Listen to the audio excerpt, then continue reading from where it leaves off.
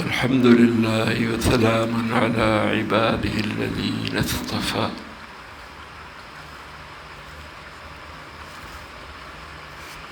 جہاد میں بھی آپ صلی اللہ علیہ وسلم کو اکیلے نہیں چھوڑنا. جمعے میں بھی آپ صلی اللہ علیہ وسلم خطبہ دے رہے، کچھ لوگ چھوڑ کے چلے گئے، یہ بھی مناسب نہیں. ایسے ہی آپ صلی اللہ علیہ وسلم پہ وحی نازل ہوتی تو منافق چلے جاتے، مومن غور سے سنتے وہی، ان کا ایمان اور بڑھ جاتا. منافقوں کو دین کی سمجھ نہیں آ سکتی. ایمان والوں کا ایمان بڑھتا ہے، منافق پہ کوئی اثر نہیں ہوتا، اور گندگی بڑھ جاتی، اور بیماری ان کی بڑھ جاتی. تو دین کی سمجھ آپ صلی اللہ علیہ وسلم فرماتے ہیں خصلتان لا یجتمعان فی المنافق، دو خصلتیں منافق میں جمع نہیں ہوتی. حسن السمت وفقہ فی الدین.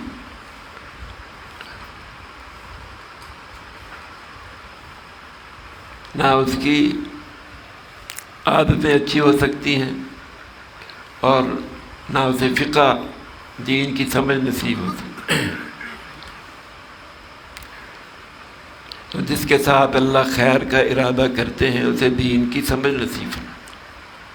اللہ دیکھتے ہیں اتنی کتنی طلب ہے، تو منافق چپکے سے کھسک جاتے تھے، کھسک جاتے آپ کی مجلس سے بھی، جنگ سے بھی.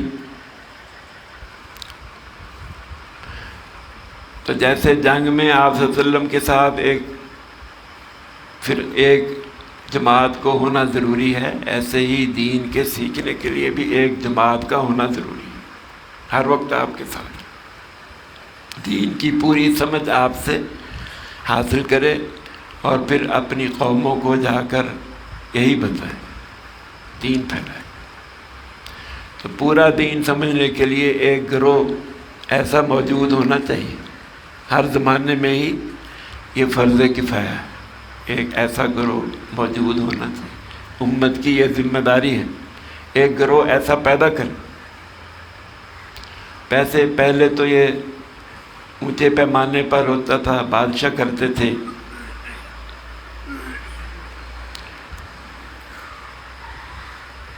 نظام الملک نے مدرسہ نظامیہ بنایا، اس میں بڑے بڑے علماء پیدا ہوئے، امام راضی، امام غزالی، شیخ عبد القادر جیلانی، شیخ سعدی، مولانا رومی، ایسے لوگ پیدا ہوئے. اورنگزیب عالمگیر نے علماء کی ایک کمیٹی بنائی جنہوں نے فقہ حنفی تیار کی. کیسے نظام، حکومت کا نظام کیسے چلا. جگہ جگہ مسجدیں بنائی، مدرسے بنائے، اپنے لیے صدقہ جاریہ چھوڑ دی.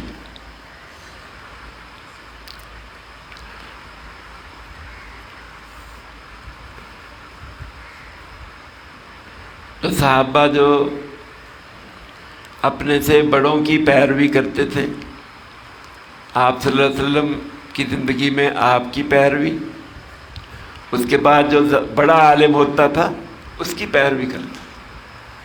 عالم حضرت عمر رضی اللہ عنہ ایک دفعہ ارادہ کیا کہ بیت اللہ میں جتنا بھی سونا چاندی ہے سارا ہی مسلمانوں پہ تقسیم کر دو.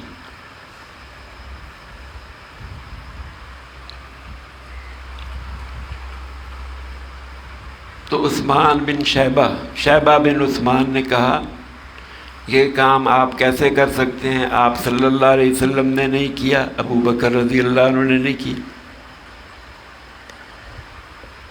یہ دیکھتے تھے آپ صلی اللہ علیہ وسلم نے یہ کام کیا یا نہیں، ابو بکر رضی اللہ عنہ نے یہ کام کیا یا نہیں. یہ ہے دین کی سمجھ. بزرگوں کو دیکھنا، اپنے بڑوں کو دیکھنا، یہ ترتیب ہے، شروع ہی سے یہ چلی آ رہی. تو عمر رضی اللہ عنہ نے ارادہ ختم کر دیا، فرمایا ہما یقتدى، یہ دونوں بزرگ آپ صلی اللہ علیہ وسلم بھی ابو بکر بھی دونوں یہ پیروی کے لائق ہیں، ان کی پیروی کی جاتی ہے. اب ابو بکر رضی اللہ عنہ کو آپ صلی اللہ علیہ وسلم کے ساتھ ملایا. یہ دونوں ہی قابل پیروی ہیں، قابل تقلید ہیں، قابل اتباع ہیں. اس میں رسالت میں شرک کا کوئی شائبہ نہیں ہے کہ رسالت میں شرک کر دیا عمر رضی اللہ عنہ نے. جیسے آج کہتے ہیں انہوں نے اماموں کو شریک بنا لیا نبوت میں. نہیں، ایسا کوئی نہیں ہے. اماموں کو شریک نہیں بناتے. نبی کا مقام تو بہت اونچا. ابو بکر کا مقام امتیوں میں اونچا، اپنا اپنا درجہ. ایسے اماموں کا اپنا درجہ صحابہ کے برابر بھی نہیں ہو سکتے. خطا سے پاک بھی نہیں ہے، غلطیاں ہوتی ہیں. لیکن انہوں نے صحابہ کی فقہ کو مرتب کر دیا ہمارے لیے. خلفائے راشدین صحابہ کی جتنی بھی فقہ تھی اس کو ایک جگہ جمع کر دیا. انہوں نے تو جمع نہیں کیا، موقع ہی نہیں ملا. جنگوں میں مصروف، جہاد میں مصروف، دین کے پھیلانے میں مصروف. وہ تو نہ کتاب اللہ کو جمع کیا کتابوں میں، نہ حدیث کو جمع کیا. ان کو تو فرصت ہی نہیں تھی. تو بعد کہتے ہیں یہ کیسے کر دیا. یہ آپ صلی اللہ علیہ وسلم کے زمانے میں جو کام نہیں ہوا بعد میں کیوں؟ یہ بعد میں یہ واجب ہو گیا. اس وقت واجب نہیں تھا، یہ بعد میں واجب ہو گیا حالات کی وجہ سے. ایسی باتیں کہتے ہیں تقلید. اس وقت تو شخصی تقلید واجب نہیں تھی، اب کیوں واجب ہو گئی؟ ان کو یہی جواب دیں گے کہ ضرورت کے لیے قرآن بھی جمع کیا گیا، ضرورت کے لیے احادیث بھی جمع کی گئیں، ضرورت کے لیے قرآن پاک کو 7 قرأتوں کی بجائے ایک پر منحصر کر دیا گیا، ایک پڑھنا لازمی قرار دے دیا گیا. عثمان رضی اللہ عنہ نے یہ واجب ہو گیا. ایسے ہی ایک شخص کی تقلید پر جمع ہونا یہ واجب ہے. اس کے بغیر دین کا محفوظ رہنا مشکل ہے.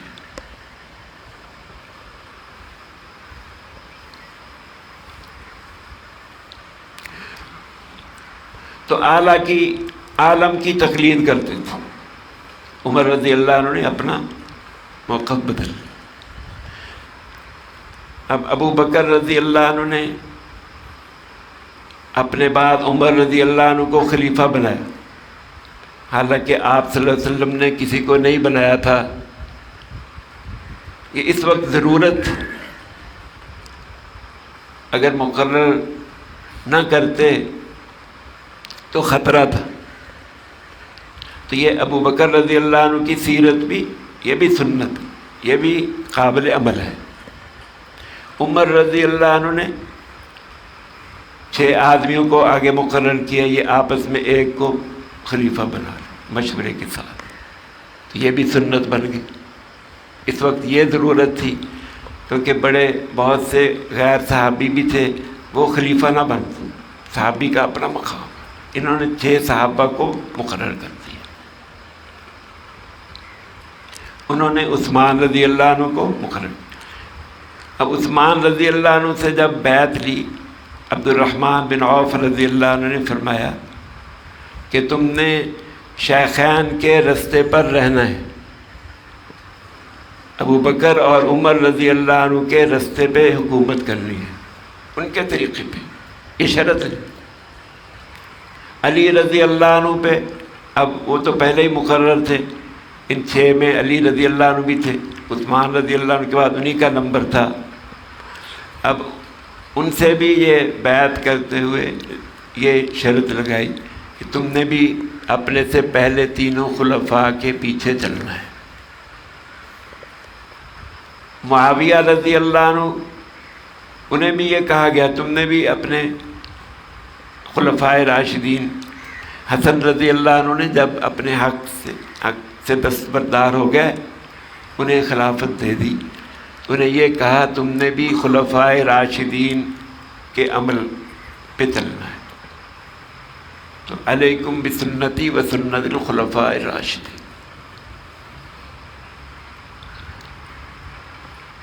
اسی طرح صحابہ حضرت عمر رضی اللہ عنہ کے ابن مسعود رضی اللہ عنہ اپنا قول چھوڑ دیتے تھے، عمر رضی اللہ عنہ جو کہتے وہ کرتے۔ کسی نے کہا تم فجر کی نماز میں قنوت کیوں نہیں پڑھتے، دعائے قنوت؟ انہوں نے کہا عمر رضی اللہ عنہ نہیں پڑھتے، میں بھی نہیں پڑھتا۔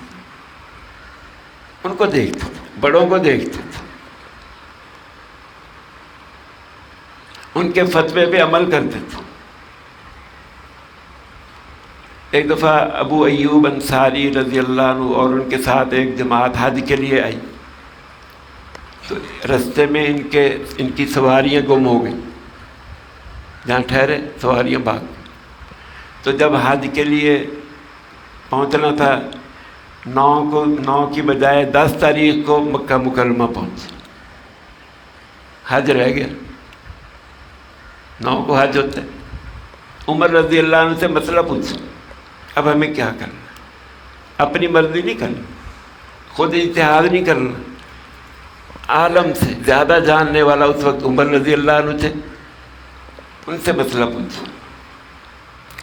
انہوں نے فرمایا کہ تم نے جو احرام باندھا ہوا ہے اب اس سے عمرہ کر لو، عمرہ کر کے اپنا احرام کھول لو، اگلے سال آ کے اگر زندہ رہے تو حج کر لینا اور ایک قربانی دے دینا، حدی قربانی۔ اب انہوں نے دلیل نہیں مانگی، یہی تقلید ہے، اعتماد ہے، عمر رضی اللہ عنہ پہ اعتماد ہے، ان کے بتانے پہ یہ انہوں نے احرام ایسے ہی عمرہ کر کے احرام کھول لیا، اگلے سال پھر حج کی۔ تو بڑوں کی بات مان، خلفاء راشدین کی بات مان۔ آپ صلی اللہ علیہ وسلم فدق کی زمین میں اپنے رشتہ داروں کو، اپنے گھر والوں کو، اہل بیت کو اس میں سے خرچ دیتے تھے ہر سال۔ ابو بکر رضی اللہ عنہ نے بھی وہی سنت اپنائی، زمین الاٹ نہیں کی، فدق کی زمین اہل بیت پہ الاٹ نہیں کی، بلکہ جیسے آمدنی آپ صلی اللہ علیہ وسلم اس میں سے ان کے لیے خرچ کرتے تھے، آپ بھی ان کی طرف پہ خرچ کرتے رہے۔ عمر رضی اللہ عنہ بھی ایسے ہی خرچ کرتے رہے، عثمان رضی اللہ عنہ بھی، علی رضی اللہ عنہ بھی اپنی خلافت میں انہی کے نقش قدم پہ چلے۔ عمر بن عبدالعزیز جب خلیفہ بنے تو انہوں نے لوگوں کو جمع کیا، اپنے رشتہ داروں کو جمع کیا، انہوں نے کہا دیکھو یہ آپ صلی اللہ علیہ وسلم کے زمانے سے ابو بکر، عمر، عثمان، علی انہوں نے اس زمین کو الاٹ نہیں کیا کسی کے نام، یہ عبد الملک بن مروان اس نے یہ خلیفہ جب بنا اس نے اپنے نام الاٹ کروا لی، اپنے رشتہ داروں کے نام۔ ان کا تم گواہ رہو جو خلفائے راشدین نے، آپ صلی اللہ علیہ وسلم نے، خلفائے راشدین نے جو کام نہیں کیا عمر بن عبدالعزیز بھی وہ نہیں کر سکتا۔ یہ ساری زمین واگزار کرا لی، واپس لے لی، اور جیسے انہوں نے چھوڑی تھی ویسے ہی چھوڑ دی، اپنے نام نہیں کی۔ تو دین ایسے چلا ہے، بڑوں کو دیکھنا ہے۔ تو بعض کہتے ہیں ہم تو زندہ لوگوں کو ہی تقلید کریں گے، ان کی نہیں کریں گے، یہ سراسر غلط ہے۔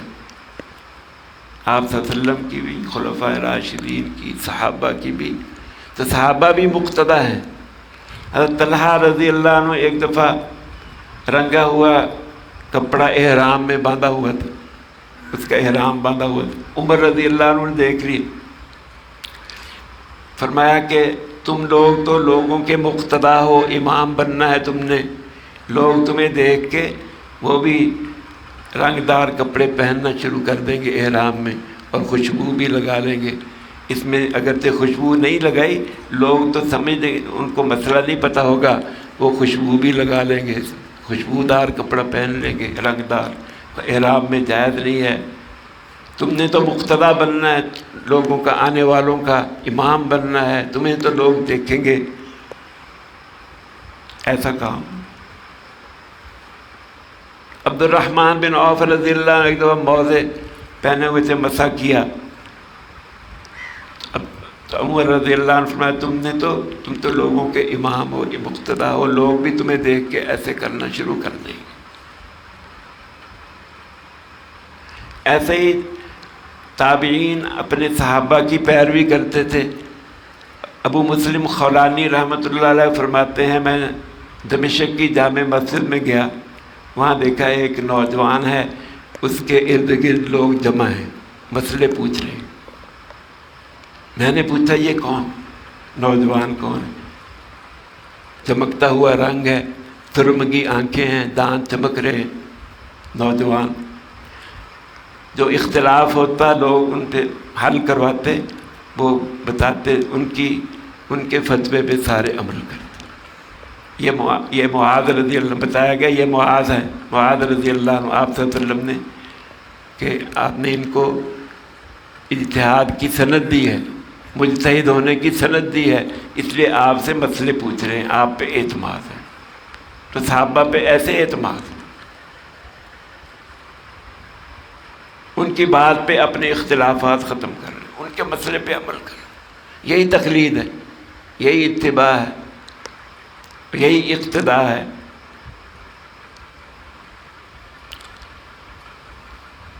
تو اسی میں اپنے نفس سے حفاظت، نفس کی شرارت سے محفوظ ہو جاتا ہے۔ بڑوں کے سپرد کسی کی بیعت کرنا یہ بھی اسی لیے ہے، جو نہیں بیعت کرتا، جو کسی بڑے کی پیروی نہیں کرتا، تو شیطان اس کو گمراہ کر دیتا، یہ شیطان کا مرید ہو جاتا۔ اللہ ہم سب کی حفاظت۔ الحمدللہ رب العالمین، والصلاة والسلام علی رسول الکریم۔ ربنا آتنا فی الدنیا حسنة وفی الآخرة حسنة وقنا عذاب النار۔ یا مقلب القلوب ثبت قلوبنا علی دینک، یا مصرف القلوب صرف قلوبنا علی طاعتک۔ اللهم اهدنا واهد بنا واجعلنا سببا لمن اهتدى۔ صلی اللہ تعالی علی خیر خلق۔